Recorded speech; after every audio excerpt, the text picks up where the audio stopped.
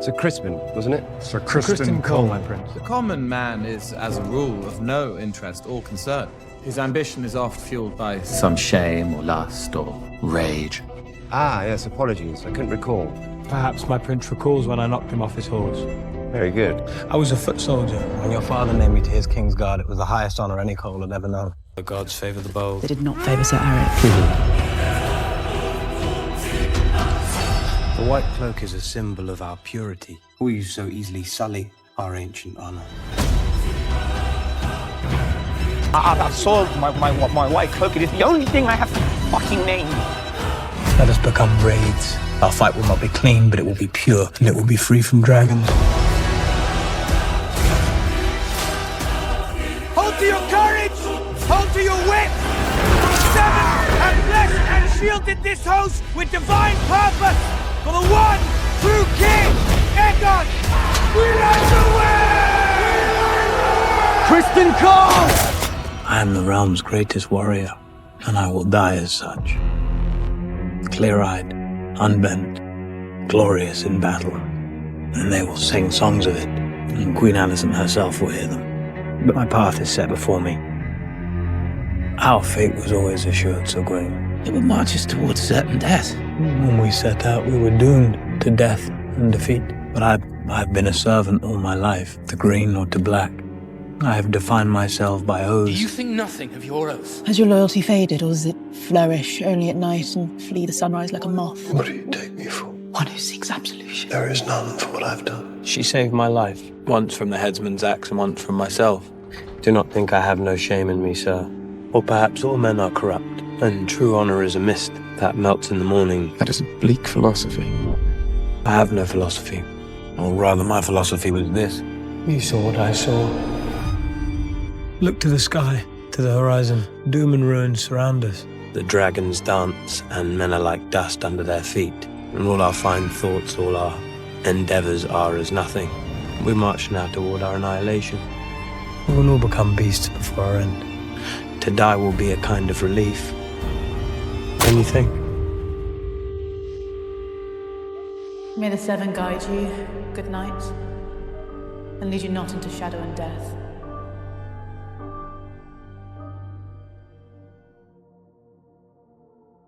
Sir Criston Cole is the complete embodiment of a chud.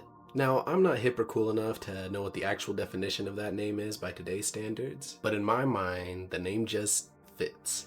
This guy was literally the worst of the worst, and the craziest part is for 2 seasons, he just kept failing upwards.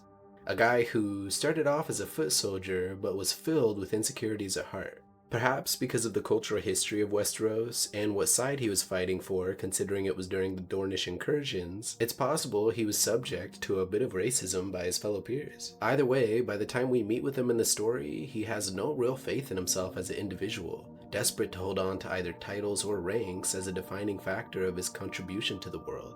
In his mind, he figured the more honorable the position, the more honorable the man. But deep down, Cole was always just a petty guy at heart. Just look at the tourney when he was introduced in fighting Daemon. Despite actually getting a really solid start and knocking Daemon off his horse, he could have ended the fight with a bit of dignity and taken the loss. But instead he jumped at the chance to strike at Daemon while his back was turned. Sure, Daemon's no honorable saint either, but this is more just to solidify the fact that Cole's no Duncan the Tall. And this wasn't the first time we'd get a peek into his mindset when it comes to combat and victory. Hardly a fair match. I know you've never seen true battle style, but when steel is drawn, a fair match isn't something anyone should expect. Will that be enough to make a fight of it? Yet despite reaching that honorable position as sworn protector to heir of the Iron Throne, Bro had many opportunities to leave, but decided to break his oath when Rhaenyra started to seduce him.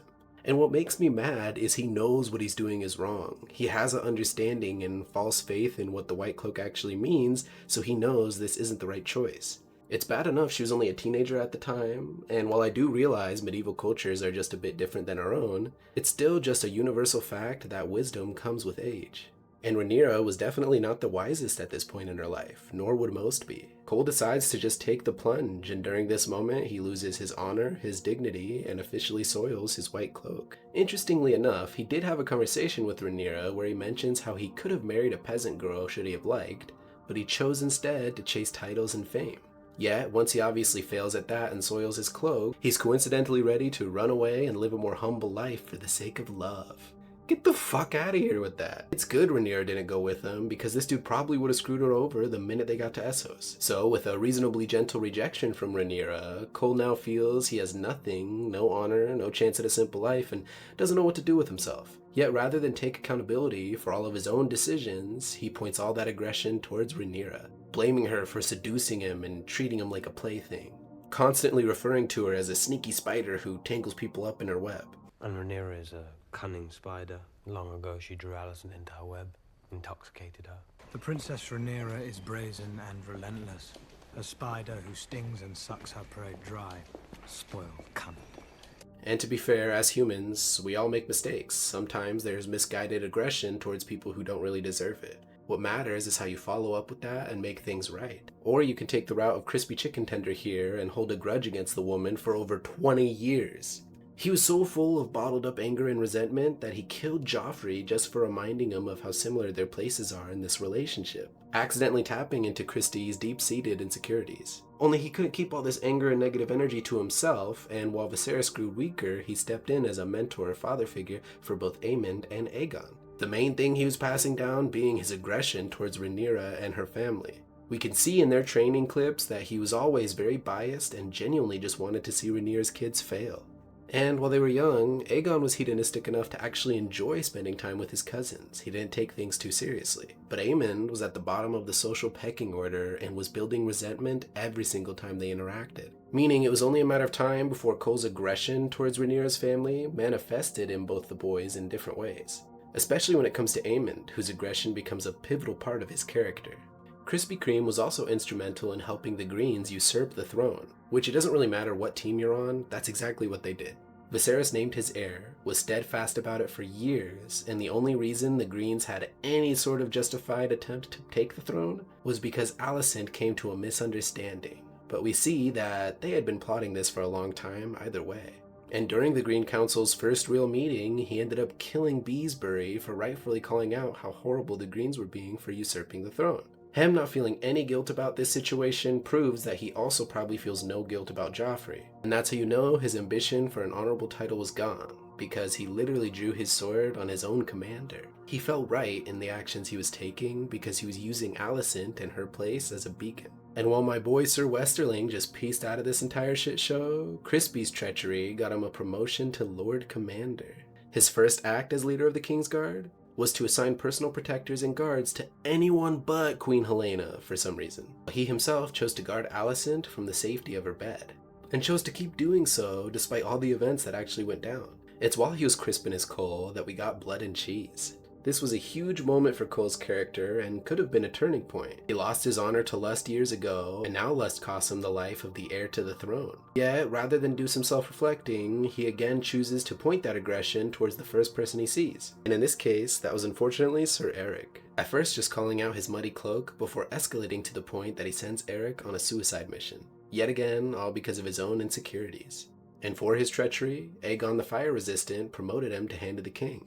And once he's finally on the council in a place of power, he immediately doesn't help out the girl he's been supporting for so long behind the scenes. Sure, when it helped keep him employed as a Kingsguard, he would do anything for her. Yet the minute he gains an esteemed title like Hand to the King, he no longer treats her with the same respect, almost looking down upon her. Though something tells me he was always looking down upon women, and honestly anybody around him, he was just keeping up an honorable facade. Proving yet again that honor to him is a title and standing rather than what effect you have on the people around you, even if he quote-unquote loves them, which is just another reminder of why it's a good thing Rhaenyra didn't run away with this chud. Later we got a scene, and at first I thought I could be reading too much into it, but with the context we have regarding Cole's character, do you not imagine him being a little bit jealous here, seeing Alicent talking to some other guy, despite later finding out that it was just her own brother? And later, Crispy Toad gets himself an ego boost after saving Gwaine from a potential dragon attack. This campaign eventually leads him straight to Duskendale, where he captures Lord Darklyn, who ironically enough calls out Cole for not being worthy of the White Cloak. Why this is ironic is because House Darklyn has actually produced the most members of the Kingsguard, so they would have a pretty solid idea. Darklyn also foreshadows Cole's fate when Cole projects and calls him a traitor. This is a better death than a traitor deserves. You should thank me for it. Yours will come in kind. During their campaign, when a woman was assaulted, rather than do the knightly thing and say, "Stop raping, sir!" he instead just keeps painting his shield, allowing others to take care of it if they want to. I understand that after seeing so much carnage due to Dragonfire, that he's going through a sort of existential crisis, probably feeling really small in his place in the world.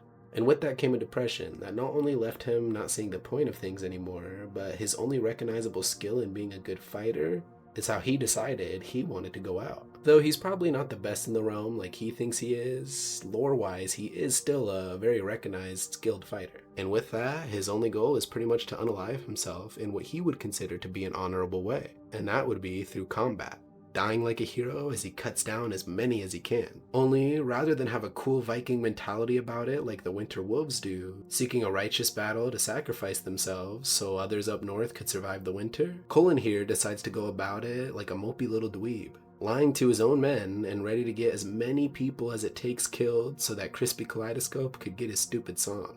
A song for Crispy that was never sung, and rightfully so. He not only misled his own men into danger, but in the end, he didn't even get the hero's death he wanted, taken down by an opponent he didn't even get to see. A woman, ironically enough, Alysanne Blackwood. And while gender doesn't matter, I do hope someone like Cole would find humiliation in that. All that to be said, watching a character like Crispy Crunchy Cranky Pants during this war was actually pretty interesting to see.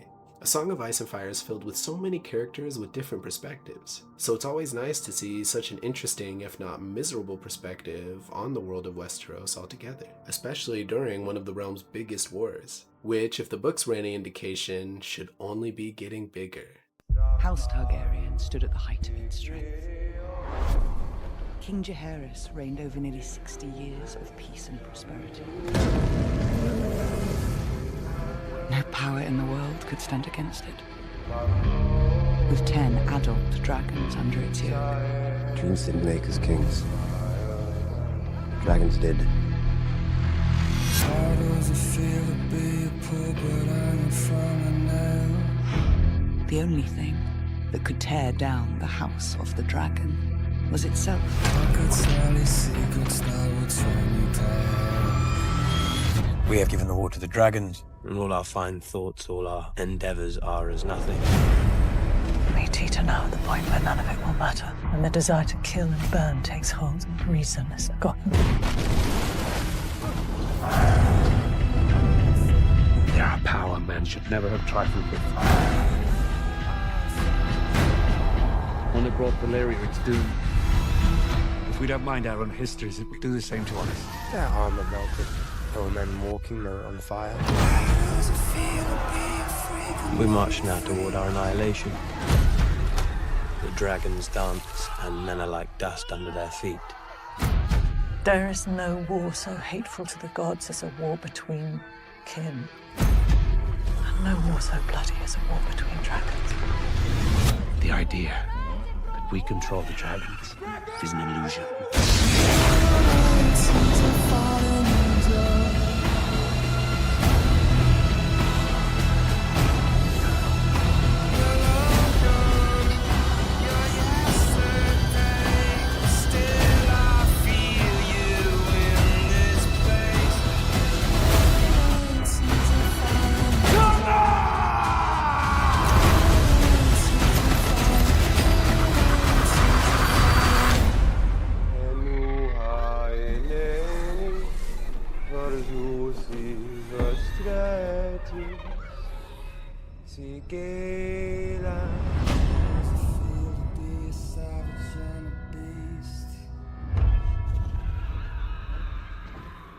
I know.